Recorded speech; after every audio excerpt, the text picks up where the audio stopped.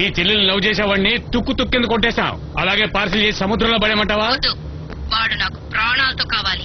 వాడి కాళ్ళు చేతులు విరిచి పొట్లంగా కట్టి తెచ్చి నా కాళ్ళ దగ్గర పడేయండ్రా.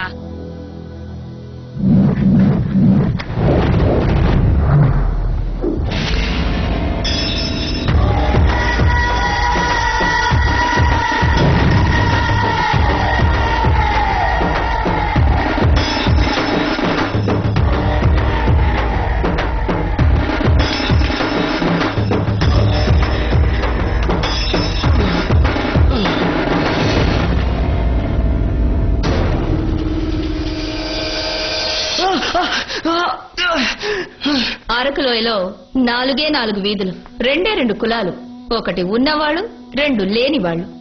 ఆ ఊర్లో నువ్వు రాజావి. కానీ ఇది హైదరాబాద్. ఇక్కడ 100 వీధులు, 1000 కులాలు.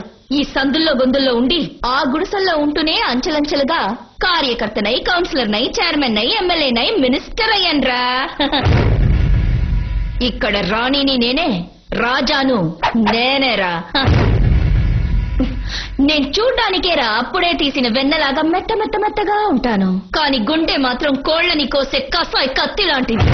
ఒరేయ్, ఆ రోజే నిన్ను అడ్డంగా నరుకుండాల్సిందిరా. వదిలిపెట్టాను చూడు. అందుకనే నా చెల్లెల్ని కౌగలించుకునే లెవెల్కి వచ్చావు. ఒరేయ్,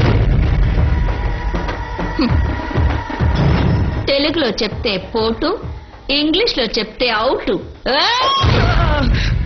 వద్దు, నేను ఇక్కడికి వచ్చింది మీ చెల్లెల్ని లవ్ చేయడానికి కాదు.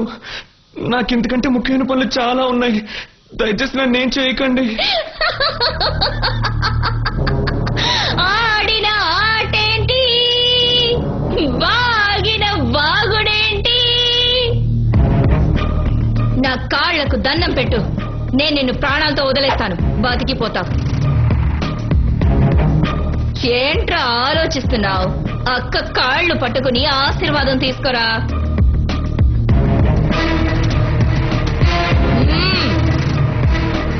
తొందరగా.